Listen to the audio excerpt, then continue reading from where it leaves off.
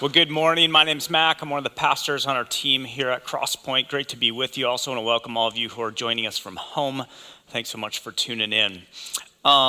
So during the community time, we had the question, what is your favorite movie? I'd love to hear from a few of you. And if it's too hard to kind of pick your favorite one, maybe one of your favorite ones, right? Because sometimes it's hard to kind of narrow it down. So just shout out an answer, Born Identity. Tombstone? Glory. As you wish. Glory? Is that what you said? Glory? Princess Bride? Ferris Bueller's Day Off? While you were sleeping? Oh gosh. What? When Harry Met Sally. Oh my goodness. See, this is a fun question because it reveals something about the person who's answering it, right? So no shocker, chick flicks aren't my favorite. I'm a hard pass there. What Mayo is to Cameron, the Hallmark Channel is to me, okay? As far as I'm concerned, hell will consist of your least favorite food item and just the Hallmark Channel, okay? Forever and ever, it'd be miserable. I'm with BJ. My favorite series is the Bourne series, all of the Bourne. So we got to have a marathon soon. All right. I know I'm dating myself here a little bit.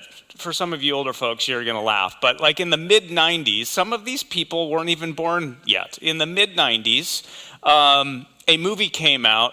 It was really good. It was called The Shawshank Redemption. Any of you remember The Shawshank Redemption? Yeah. All of us older folks remember this movie. And it's about this guy named Andy. He's a banker. And he gets falsely accused of killing his wife and this other individual and ends up in the Shawshank State Penitentiary for life. So the movie sort of follows his time in prison, some of the other inmates he meets. Morgan Freeman's in the movie, the guards, and then this corrupt warden. And because of his banking background, he sort of ingratiates himself to the warden and helps with this money laundering that is happening. And, okay, spoiler alert, you've only had like 30 years to see this movie. But the best scene is at the end, okay? There's this moment where they do roll call in the morning, so the prison cell doors open and Andy doesn't come out. So like, where's Andy? And they're looking for him, and they search the cell, and they find this Bible, and inside the Bible is this little chisel. And there's this moment where the warden gets really mad and throws this item at this poster on the wall, goes through the poster, revealing this tunnel. So Andy has spent years digging a tunnel, and he's escaped from prison. Not only that, but because of his background in banking, all the money he had been helping launder, he takes it out, exposes the warden for his corruption, then flees to like this amazing destination to live out his life. It's an incredible ending, right? Yeah. By the way, I need to be clear here. I'm not endorsing this movie, you know what I mean? Because I can just see someone being like, hey guys, Pastor Max said this is a great movie. Kids, let's make some popcorn and gather around. Okay, it's been like 2 decades since I've seen the movie. I looked it up, it's rated R, so viewer discretion. Like the way you should probably treat halftime today is the way you should go into this movie, okay? All right. Okay, so my point is this. Who doesn't love a good Prison Break movie? You know what I mean? They're great. And today, our passage is all about like a prison break. I'm going to preach to you today on the title, Prison Break. We're in this series where we're going through the book of Acts, and it's called God on the Move because God is constantly on the move in Acts and still today. And today, we're going to see this story of a prison break that centers on Peter, the Apostle Peter. It's in Acts chapter 12. So I want to invite BJ up. Since we've gone to 2 services, my voice is hurting again, so BJ's going to give me a little break, and he's better at reading than I am. Just a quick drink. Oh my, dude. Was this because of my advertisement? It was Christmas Eve. You gave a announcement about your water bottle. I went, I need one, I'm in. Dude, it's so great. The locking mechanism. Yeah. Yep. Can I use your table? Yeah, you can. Sweet. Good morning. But I need to keep my notes visible, so... Just don't mix them up. Okay, all right. I won't mix... Keep my lid on. Open your lid. They open. Yeah. You No, had that's your not- lock on. You had your lock on. Okay, there you go. Yours That's is mine? open. Yeah. I'm open. If I sneeze, you're in trouble, though. All right. Acts 12, 1 through 19. We're going to start 1 through 3. So it was about this time that King Herod arrested some who belonged to the church, intending to persecute them. He had James, the brother of John, put to death with the sword.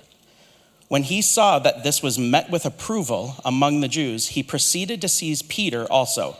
This happened during the festival of unleavened bread. All right, so BJ, this is not Herod the Great from the Christmas story. I know you were thinking, oh, it's that Herod. It's not. It's a good guy. Yeah, no. Not a good This is Herod the Great's grandson, okay? And Herod Agrippa the First.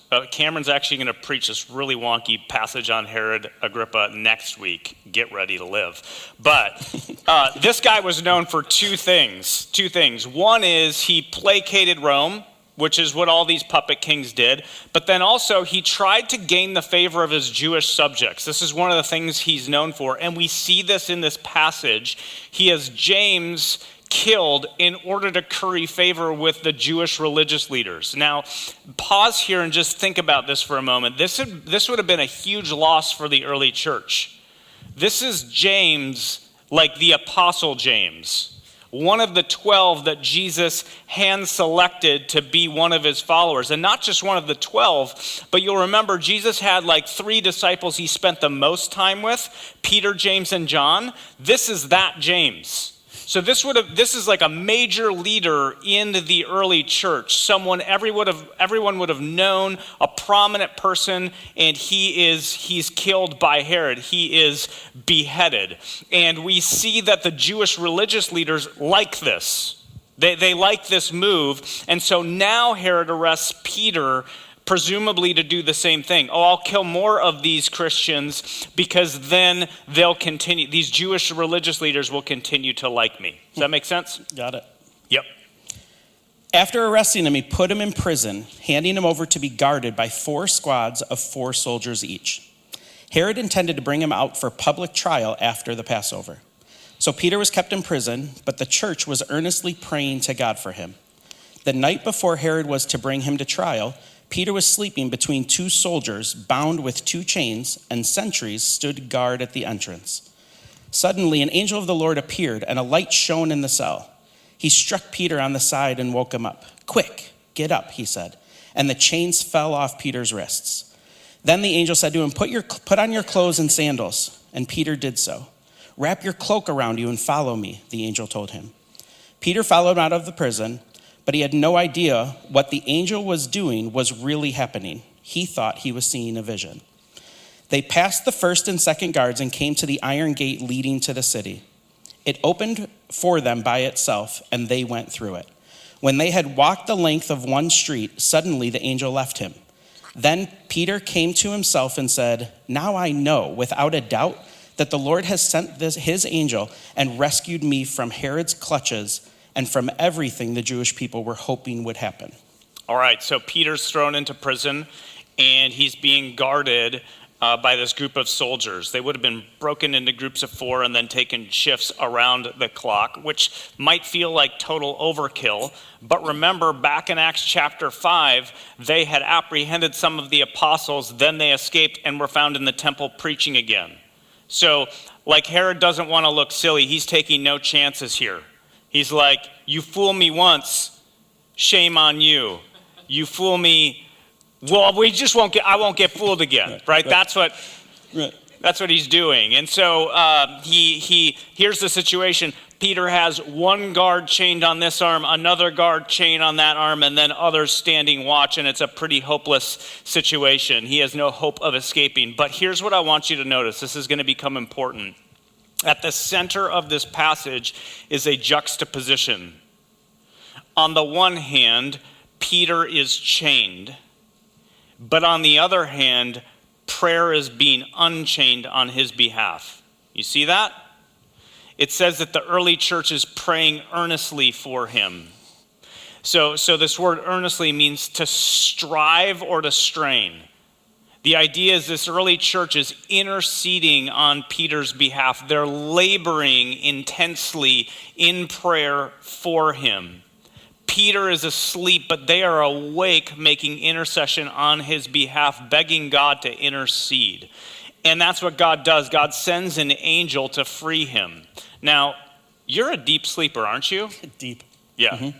Especially now that you have that oxygen hose, right? It's so good. Oh, yeah. So yeah. I'm not. I'm like a light sleeper. So you were more like Peter, because the passage literally, like the word is to strike him in order to wake him up. So when someone wakes me up, all they have to do is like, hey, Mac, it's time to get up. No, like smacked Peter to get him to wake up.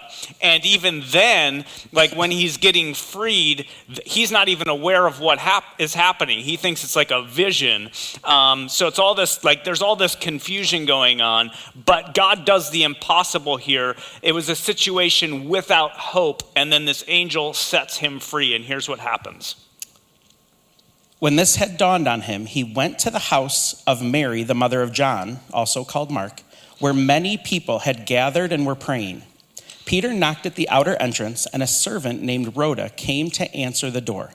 When she recognized Peter's voice, she was overjoyed and ran back without opening it and exclaimed, "Peter is at the door." "You're out of your mind," they told her. When she kept insisting that it was so, they said, "It must be his angel." But Peter kept on knocking, and when they opened the door and saw him, they were astonished. Peter motioned with his hand for them to keep quiet and described how the Lord had brought him out of prison. "Tell James and the other brothers and sisters about this," he said, and then he left for another place. In the morning, there was no small commotion among the soldiers as to what had become of Peter. After Herod had a thorough search made for him and did not find him, he cross-examined the guards and ordered that they be executed. Then Herod went from Judea to Caesarea and stayed there. Yeah, I'm glad they laughed, because like this theme of surprise and disbelief continues. Just think about this. So first, Peter is freed from prison. He doesn't believe it. He's surprised. Then he goes to Mary's house, the mother of John Mark, where the early church is gathered, and they don't believe that he's been released despite all this praying. And then there's like this comical irony that runs throughout this story, because Peter gets freed. Just think about this. He gets freed from prison, but then gets shut out from the church. And then instead of him being executed, the prison guards get executed instead, right? There's all these themes of irony. You know how to end this. The word of the Lord. Thanks be to God. I need my water bottle. All right. Thanks, brother. Yeah, you got it. Thank you for helping me, BJ. Can we give BJ a round of applause? So that's our passage for today. Now, I want to just confess this. One of the challenges of, and Cameron's experienced this too, one of the challenges of preaching through Acts is sometimes you get these longer sort of narrative stories that last a long time. We've got like 19 verses here. And then as you begin to like dig into the story and pay attention to different details, there's just so many things that feel important that you could attend to, right? But the problem is that there's way more that we could say about this passage than we have time for, because you all get cranky after about 30 minutes. I mean, once we get to like 32 minutes, I can tell your faces are like, please shut up, okay? So I had to kind of like use some discernment. Like, where do we zoom in today? So I started kind of like holding out all the things I was noticing and praying over them. And there was this one sort of theme that rose to the top, but actually hovers just underneath the surface of our story the entire time.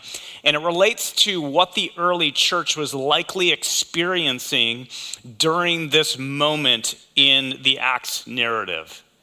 They were experiencing this tension that I want to zoom in on, okay? So put yourself in their shoes for a moment. James has just been beheaded by Herod. He's just been executed. Remember, this isn't just a random James.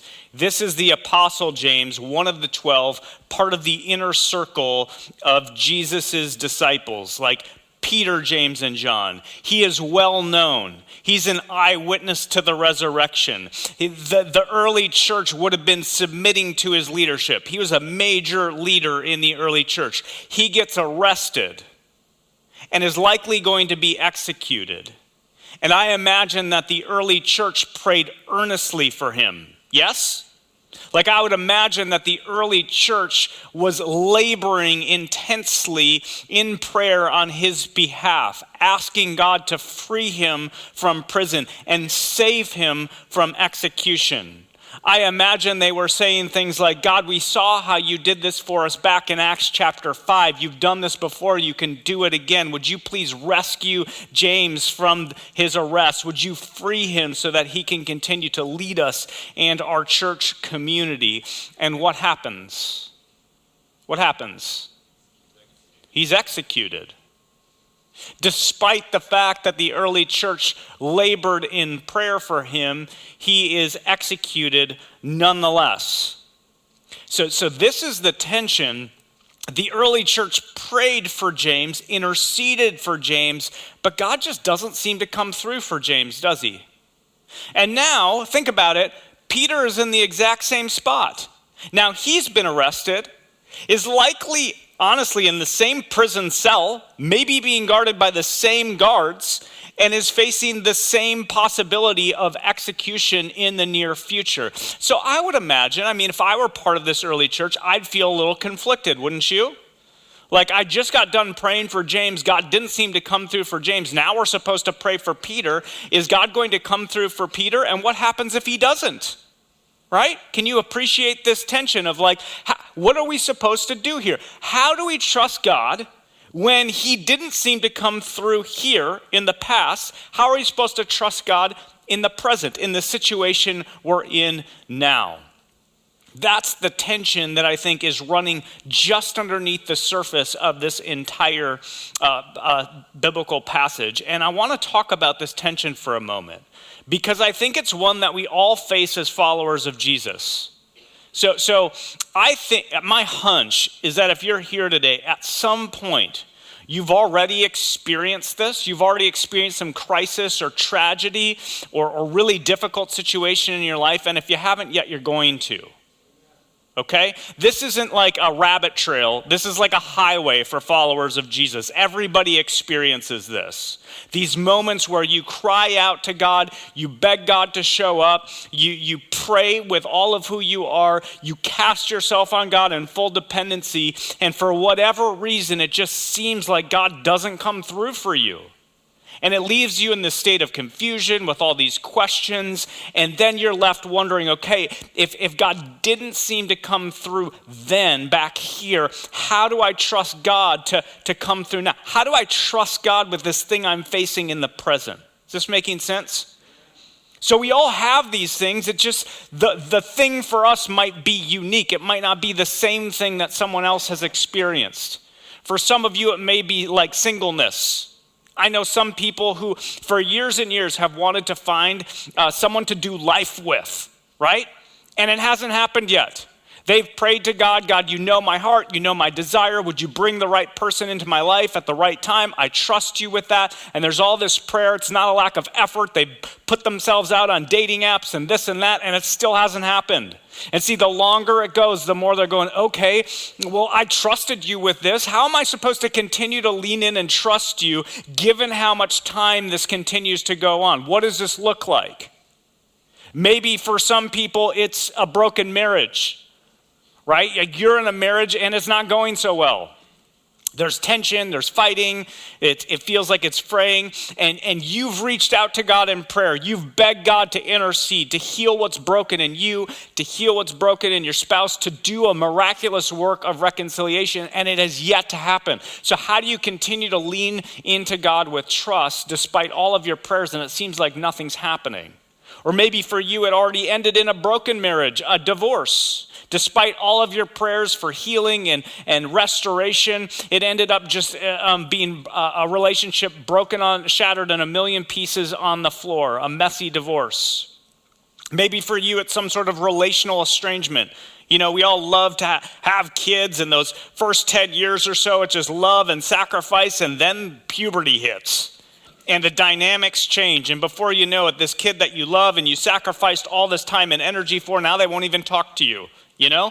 And it's like, God, I don't know what to do. I need you to do a work in me, a work in them, restore what's broken here. But time and time goes on, and they simply won't talk or won't communicate with you, and it's breaking your heart. And you've prayed to God, you've asked God to help, but nothing seems to be happening. It just gets worse. Maybe for you, if it wasn't a child, it was a friendship, someone you really did life with, someone you shared the deepest parts of who you are with, and then they betrayed your trust.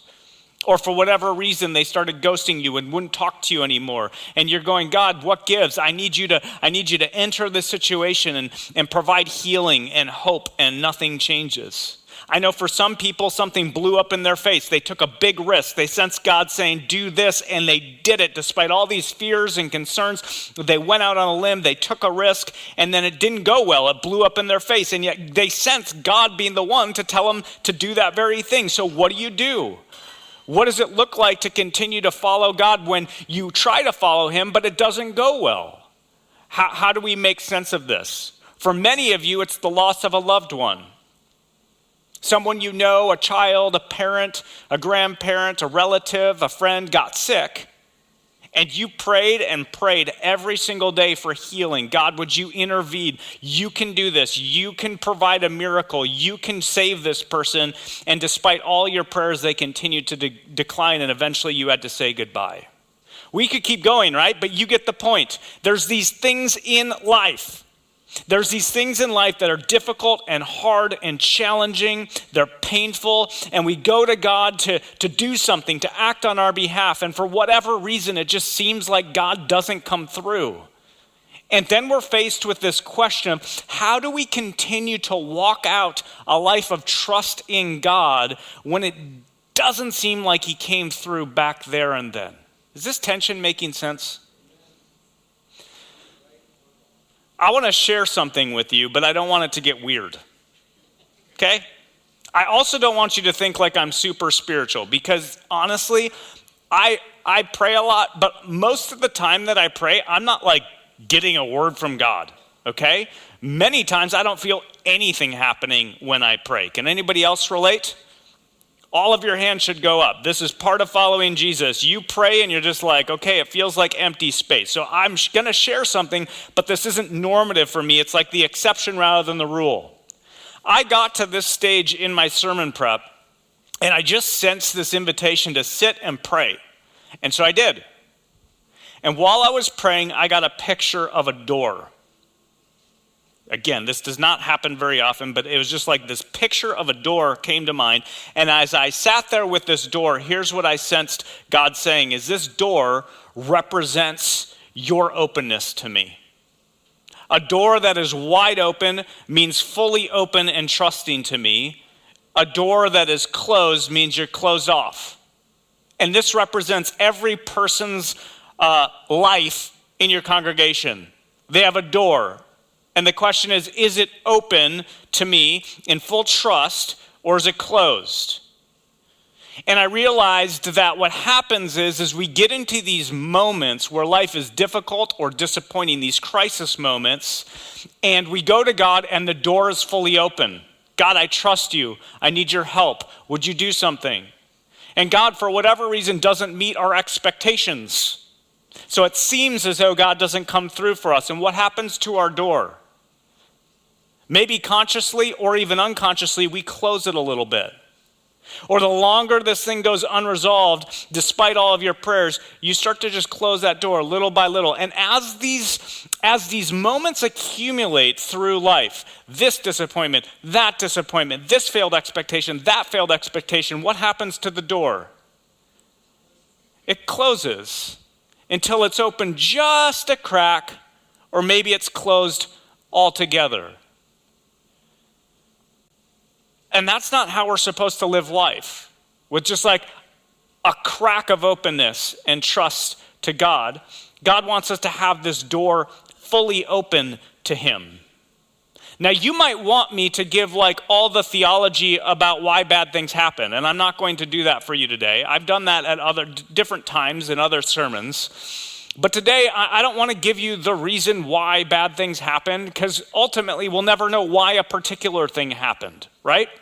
What I do want to name, though, is our work when things don't go the way we want them to, when God doesn't seem to come through the way we want God to come through for us, I want to name unequivocally our work in that moment, and it's this. So here's our bottom line for today. Our work is to stay open to God, to the God revealed in Jesus, with trust. You and I will never know the particular whys this or that didn't happen.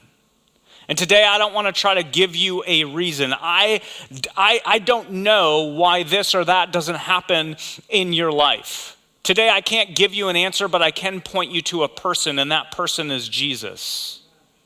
No matter what happens in your life, no matter how things shake out, the one thing you can do is you can know God. You may not know why this happened or that happened, but you can know the God revealed in Jesus. And that God is good through and through. He'll never give up on you, and you can stay open to Jesus in trust. No matter what's going on in your life, you can walk it out knowing that Jesus is present, and you can keep your door open to him in trust. And this is exactly what we see the early church doing.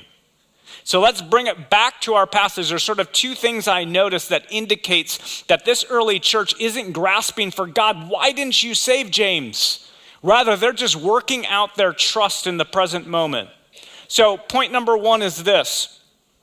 When life is spinning out of control, you can rest in God. You can rest in God. Think about this for a moment. If you were imprisoned, chained, facing execution the next day, would you be sleeping like BJ with your CPAP on? No. I guarantee you'd probably be up all night worrying, is it gonna hurt? How's this gonna end, right? We would be worrying and fretting about this, right? Yes? If you were gonna die tomorrow, would you sleep a wink tonight? Probably not. But Peter's like sound asleep. You know, the Bible says that God grants sleep to those he loves. There's this rest that we can experience even when life is out of control because we know the one who's with us. And this is growth for Peter. Remember, he was in the boat when the storm hit, and Jesus was the one sleeping, and he was part of the disciples freaking out going, we're gonna die. And Jesus is sound asleep, and he wakes up and he's like, you have little faith. So now we see Peter's growth, that even in a storm, even when he might be facing death the next day, he's asleep, which indicates this deep trust and dependency on God. Whatever happens, I'm okay. Even if it results in death, God will redeem this on the other side. The other thing that we see that indicates an open trust in God is on behalf of this church community, they keep praying. And when you're in that place, you can keep praying too. They don't go, oh, we prayed for James, God didn't come through, so we're not going to pray for Peter. No. Peter's asleep, but they're awake and they're interceding all night. You know, Peter's chained, they're unchaining prayer on his behalf. And again, this indicates their deep trust in God. They're staying open to God in faith. And when you're going through a difficult time, a trial, you can stay open to God in faith too. You can keep talking to him. Here's the point. Life is disappointing. Life is hard. I'm just telling you this. You're going to experience crisis and tragedy in your life. At some point, it's going to happen. And in that moment, you will have a decision to make. Do I close the door or do I stay open to Jesus in trust? And I'm submitting to you today that our work in these moments and our work in helping each other, you guys, we're doing life together. I know some of the hard things you're going through. Part of my role as a pastor is to encourage you to keep the door of your life open to trust in God. And I go through hard times. I go through difficulties, and your work for me in those moments is to go, Mac, keep that door open. Keep trusting Jesus. Keep walking with him. I know it's hard. I know it doesn't make sense. In Revelation 3:20, it says this, here I am. This is Jesus speaking. Here I am, I stand at the door and knock. If anyone hears my voice and opens the door, I will come in and eat with that person and they with me. Look, God looks like Jesus. God reveals himself to us in Jesus, and God in Jesus is good here through and through. And here, Jesus says, here I am. There's never a moment in your life where Jesus isn't saying, here I am. He's constantly knocking on the door of your life. There's never a moment when you're alone. And all you need to do is open that door in trust to him, and Jesus will come in and eat with you and walk alongside you, whatever it is you're facing in your life. This is the promise of the gospel, you guys.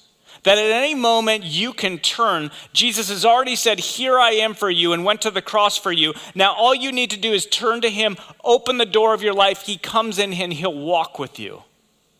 This is not a promise that things will go well. That's not the gospel. The gospel isn't, hey, open the door and Jesus will bless your life and make you rich and wealthy and everything. You'll avoid all hardship. Remember, all of the disciples were martyred for their faith. Yeah? So following Jesus doesn't mean a pain-free life. Sometimes it actually means more pain and suffering. But this is the invitation of the gospel, that you open the door of your life in trust. Jesus enters and walks with you no matter what it is you're going through.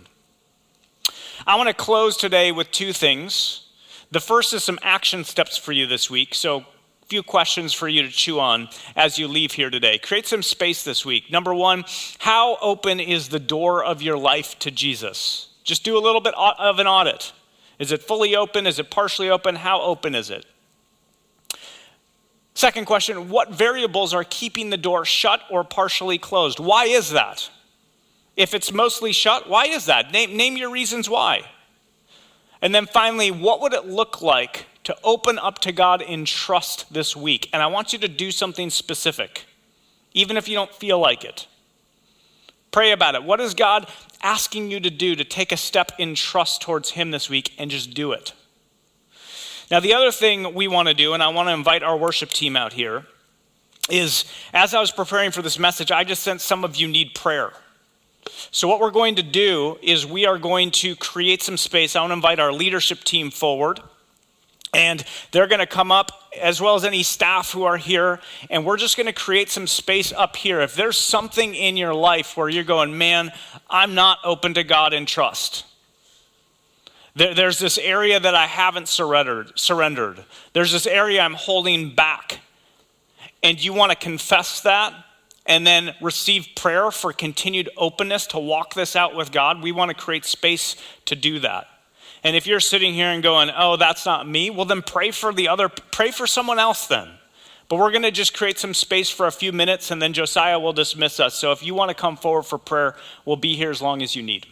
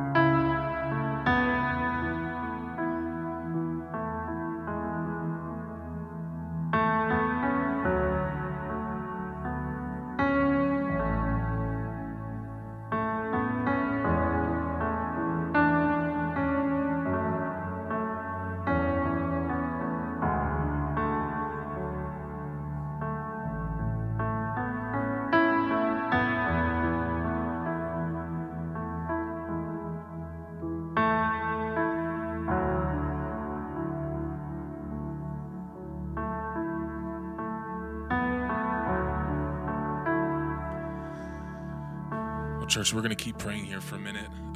You're welcome to be dismissed, but we're going to keep this space open. So as you leave, if you don't mind leaving quietly, have a great week.